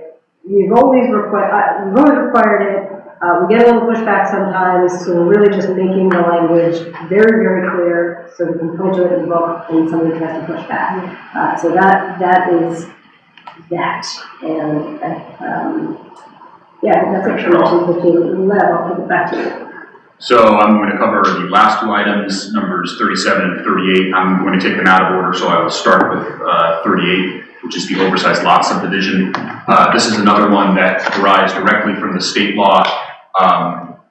Per the large zoning package that passed through the chambers back in June, every town and city in Rhode Island is obligated to add the oversized lot subdivision to their ordinances, and that's what we're doing right now. The oversized lot subdivision is a provision that allows you to split what's called an oversized lot into multiple lots, assuming that the lots that are created via that subdivision are larger than 50% of all developed lots within a 200-foot radius.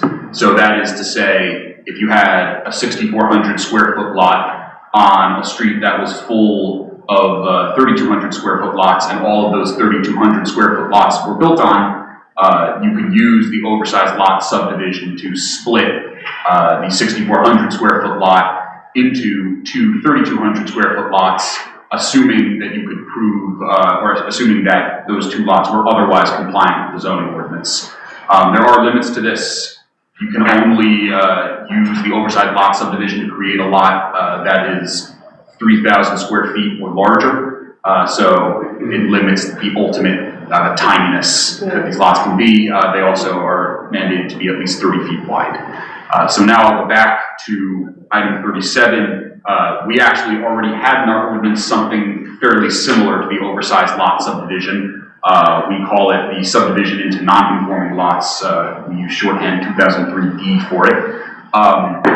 And this is a provision where if you can prove that a lot that exists today was once considered by the city to be multiple lots, at least one of which would be considered non-conforming by lot area, you can go back to the number of lots that preceded the merger to create today's current condition. The change that we're making here is to align our minimum lot size that you can create via the subdivision into non-conforming lots. We're going to align that number with the oversized lot subdivision. So we will set that to also be 3,000 square feet in lot area and 30 feet in width.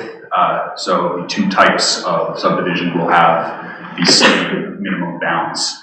We're making a couple other small modifications to the 2003D subdivision into non-conforming lots.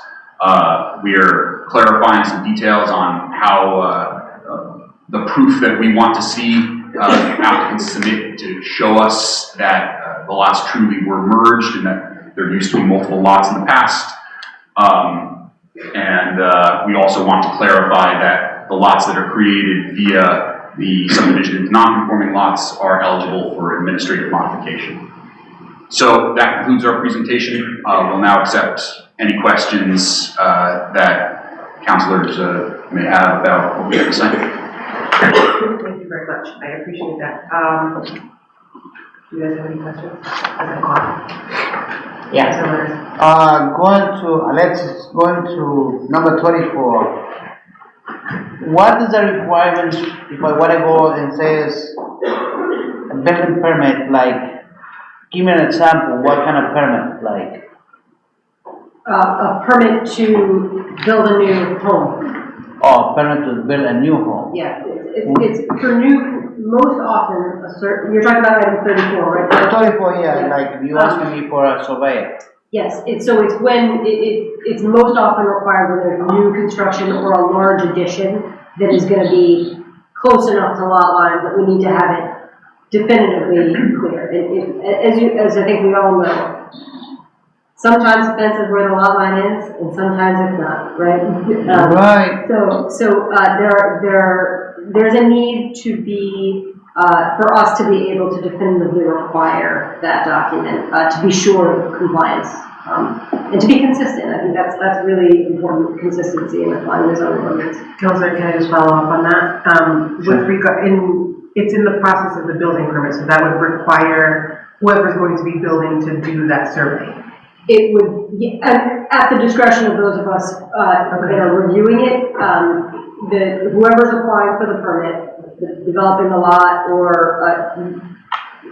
projects of a certain scope would require you to get a survey. And I would say that it's not an abused or overused regulation. I think, I'm trying to give a good example. If there's a really big lot and you're putting an addition on the back of your house, and your house is right in the middle of a big 10,000 square foot lot, I can, as the zoning official, I can look at the map and I can see that based on the dimensions of that addition, you're not going to be anywhere near the lot line, and your coverage is going to be well under the maximums. I would never require a survey in that scenario. I think it allows for discretion. It just really, what this does is give us teeth when we say, no, we need it. There's been a little pushback about the requirement of a survey. So that's what it's doing. The reason I ask is, in a situation where there's two business owners very, very close to each other, and one is about to start a new construction, and the typical issue of you removed my fence because you're going to start building, and now I don't know where my line is. The business owner adjacent to this new build, do they have the opportunity to request a survey just to be able to say, listen, I really want to know where my boundary is, and this should be complied to when they start their building? That's an interesting scenario. It's happening right now, which is the reason why I'm asking. I was guessing. If the new development is a new building, there would be a survey required. No question. Any new building, I need a survey to be sure of zoning compliance. So in that case, the neighbor who might be curious about where that line is could utilize the fact that a survey has already been done. Yeah. Where I wouldn't be the one requiring it is, and we see this often, disputes between folks, who want to know where their fence is, or one on where the lot line is. I don't want to be, they can't use us. Sometimes the folks come to the building department and try to get us to demand things to manage a civil matter between folks. This is not that. Yeah. If that makes sense. No, that makes total sense. The reason why, and just to give further context, I think in a situation, which is where kind of all this is lying right now, is that there was a previous survey already done by owner of the non-buildable lot. So they have something, but it's from like 1999. Now that all of these, fences have been lifted, removed and stuff, that lot line is kind of questionable because the piece has been divided at, and both can contest where that line is. So the question kind of sits and says, all right, well, if you've done this, then you should pay for that survey, because I have one that says this is exactly where I have it. Yeah, so that's kind of a combination situation of the two, and your counsel might speak to this, but if there are two surveys, there's signed professionals, or a survey has to be signed and stamped by a professional licensed surveyor. If there's a dispute between two of those documents, that's not something that I argue. That needs to happen between those two owners. Which is, I think, makes the point about the requirement for a survey. It doesn't all, what I say to folks is that this is not just for me, it's to protect you. Yeah. When somebody pushes back and says, you didn't do it, you have the document, and it clearly shows that it's signed and stamped. It's something that they can use to sort of defend their position. And there's a lot of times that folks think that a lot line is a certain place, it's not really, and then that causes agita between neighbors. So it's both for the city and for the owners to be really sure of where those things are. Okay. I appreciate the follow-up. I was just very curious about how that would be conducted in a situation where there's a dispute between Yeah. two entities. Most of the time when there's a dispute, I have to say, apologies, but you all have to go fight this out in another Yeah. arena. Yeah, I don't wanna get, Thank you. I can be big and tough, but I don't wanna get into it. Yeah, no, I get it. Counselor, I'm sorry, I took up your time. That's right. Number 20. Talking the RV parking, that, you talking about inside the property or outside the street?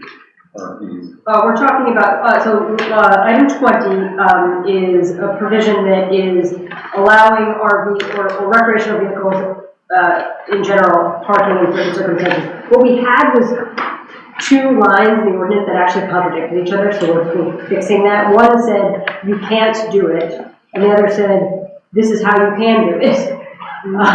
So we're, instead of, again, this is one that actually adds flexibility. We're not saying you can't do it. We're taking that line out, and we're just clarifying how an RV on a private property, this is not on the street, Councilman, this is on private property. On private, okay. How it needs to be screened and sort of managed.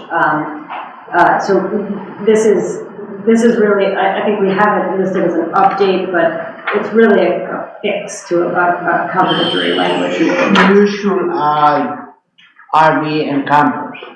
There is a definition that includes campers. So a recreational vehicle definition includes a number of different things, including boats. Boats, and things of that okay. nature. Yeah. So it's an all-encompassing term.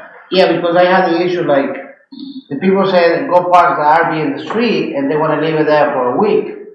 Because they say, then the cop comes and give a ticket and they go, oh, I can be there. And the cop says, no, it's no way that we have an ordinance that you can be at the street. Yeah, that's a different departments regulate on-street parking, and you cannot get an on-street parking pass for a big recreational vehicle or a commercial vehicle. So between DPW and the police department, those folks manage.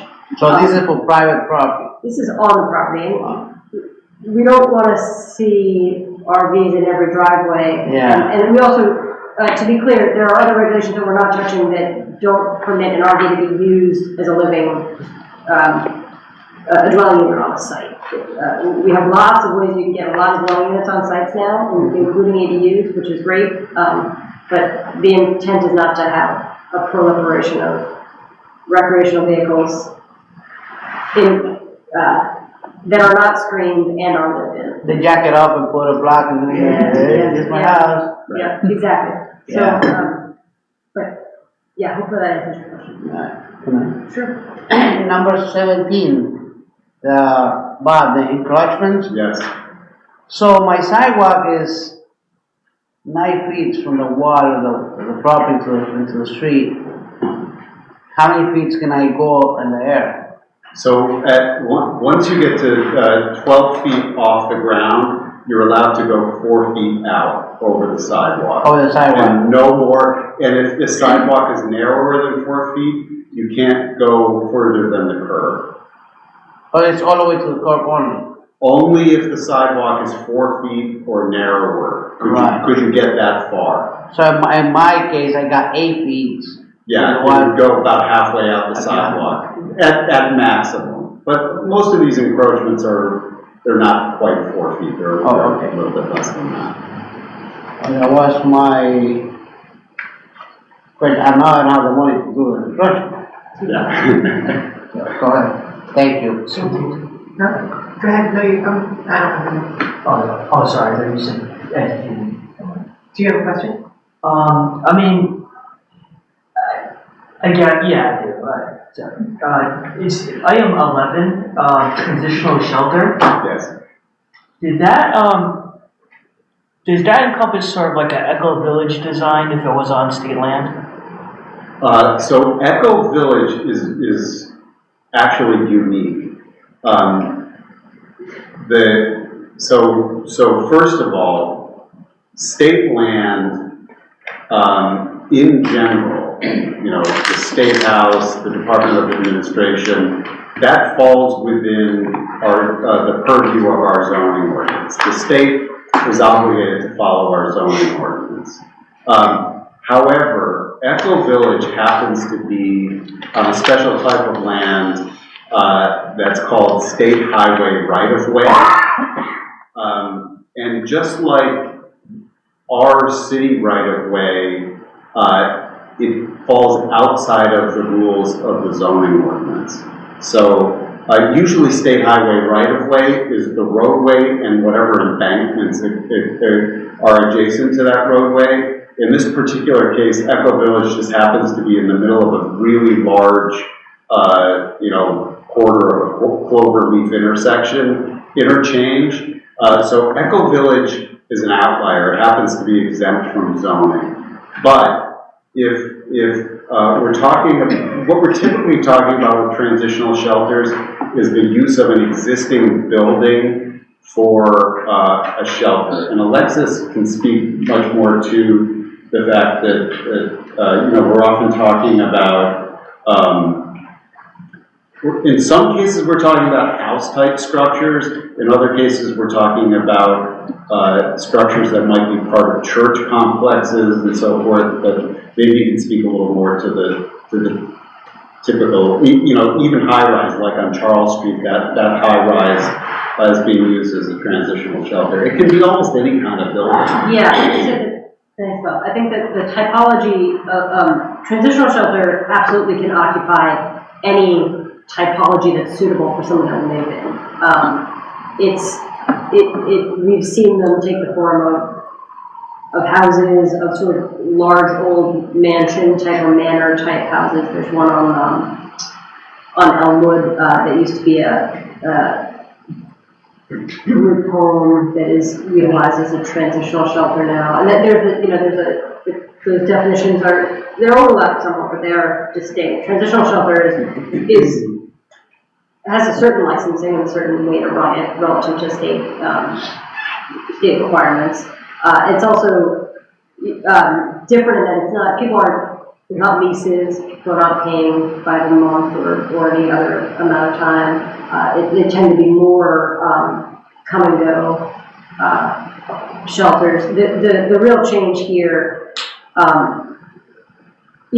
Kelvin, I want to get back to your question about Echo Village. That is absolutely, just to answer the kind of clean question, it is a transitional shelter, Echo Village. They don't have like monthly leases for those little units. So potentially someone could put an Echo Village type development on a lot that is within the city bounds and we need to require rezoning. We have really clear use standards that apply to transitional shelters. So when there are use standards in the table, you can see something has an S and you go to the end and it has no use standards. If it has an S, it goes to the zoning board and the zoning board evaluates it and they look at that list of standards and they make sure they check all of those boxes. If it has a P and it still has these standards, it's not that no one's checking. I assure you they're checking really carefully. It's just that they don't have to jump through the zoning board to do it. So we're still making sure that all of those boxes are checked that you all have implemented in the zoning ordinance. This change really just speaks to the new land comp plan language, which says we need these. We have a problem. I think that's where we really recognize that there's more and more people that are on the house, and we need to have these available in more places. And so it's saying I think it said in residential districts in a couple different categories. So R4 is a district that used to be by special use, now it's by right. Let's see, what else? Saying the C2, C3, and B1. Those are all places that it was allowed before. We're just following along with the clear guidance of the comp plan to say, now it's by right, but rest assured, there's still the solid list of things that they need to check off that we are looking at every time they're to be established. Whether it's changing Charles Gate Tower to a transitional shelter, changing a big old house to a transitional shelter, or building an Echo Village type development. We didn't have a crack at that one, but we would if it was on a lot in the city. Just to follow up on that, so the only difference is that switching from special use to by right, there wouldn't be like a mandate on, notification to neighbors, right? That's true. That is true, yeah. And I believe that was considered in the changes to the comp plan before. Again, some of this is, the zoning ordinance is the rule book that's derived from the overarching plan, that is the comp plan. So, the wisdom was stated and put into the comp plan that we needed to make this a little easier, and we're responding to that. In the comp plan in general, we're not putting it in, we're not proposing that we bury it in every residential district. We're, I think, being appropriately specific about where they are. But you're not wrong, Councilman, not having a special use permit eliminates a notification requirement. I guess I have to envision, for some reason I'm trying to envision like an Echo Village in R4. And I'm trying to figure out where in R4 exists in my neighborhood, to be honest, and... Canada Pond? I'm not sure. No, that's not our, that's R1. combination of R1 and maybe a little R3. Yeah, I think Yeah. I don't honestly, but for the commercial zones, I don't know that there is R4 in Ward 4. I only know of one lot, and that's one you and I have spoken of before. Mm-hmm. Yeah. Yeah, I have to think about that some more, about the residential piece.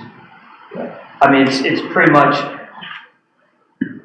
yeah, and I don't want to make it difficult for this important safety net for residents. So anyhow, sorry, No, that's okay. I blinked out a little bit. But you brought up a good point because of the specific areas that we're talking about. Did you have a final question? Yes, so talking about the shelters, so we have emergency shelter, do we need this kind of permit to do like a church? The state licenses emergency shelters. And temporary warming shelters, actually, I don't want, temporary warming center, it's an important distinction.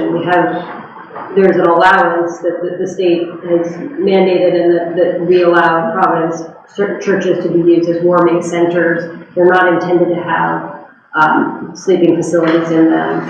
And I'm aware that the fire department, the fire marshal's office, as well as the building official have to okay those sites and make recommendations on the number of people that can be housed. That is not, those warming centers are not transitional shelters. This is like a permanent change of building or a lot to be this use. So the shelters that we have in place now, for example, Rescue Mission in Cranston Street, do they need to change the permit that they have already, or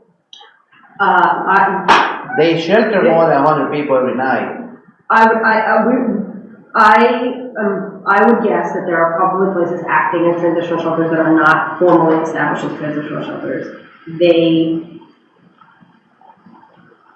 I would say that people need to formally establish, yes. They will have to change into this new. I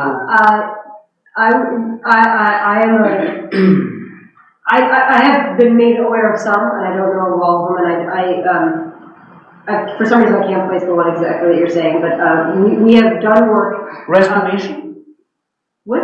Rescue Mission. Rescue Mission on Cranston Street. Yeah, I'd have to look to see if that is formally. It's a church, yeah, but it's a shelter too at the same time. Yeah, What about Amos House? That's a shelter too. I think Amos House has a transitional shelter use. There have been some that have come up, where they've applied to the state, and then the state comes to us and says, are they this? And I say, on paper, no, like, let's get that straightened out. And again, with the increase in warming centers, these are coming through the protocol now that the administration and city council together have worked on for warming shelters.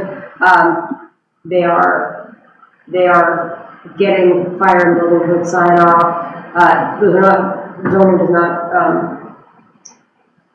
the use of like a big room in a church basement as a warming center is not something that zoning is concerned with. It's just if something's permanently changing to be a shelter. A really good example is that Charles Gate Tower, right? That was a nursing home. The state took it over. The state purchased it, wanted to make it into a true transitional shelter. And they came before the zoning board. They had to show that they met all the regulations. Zoning board ultimately approved that special use permit. That's sort of the recent one that came for a special use permit. Most of the rest of them have already been established.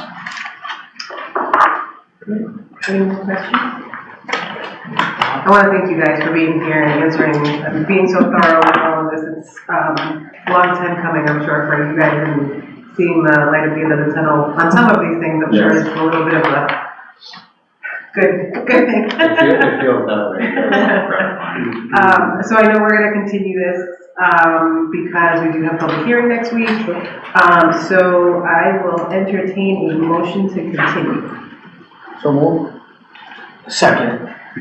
All in favor? Aye. All opposed? The ayes have it. Thank you very much. And now. Motion to adjourn. Motion to adjourn. I remember that. Okay. So move. I'm not sure about this one. Second. All in favor? Aye. All opposed? The ayes have it. Have a good night, everybody. Thank you. Thank you. For being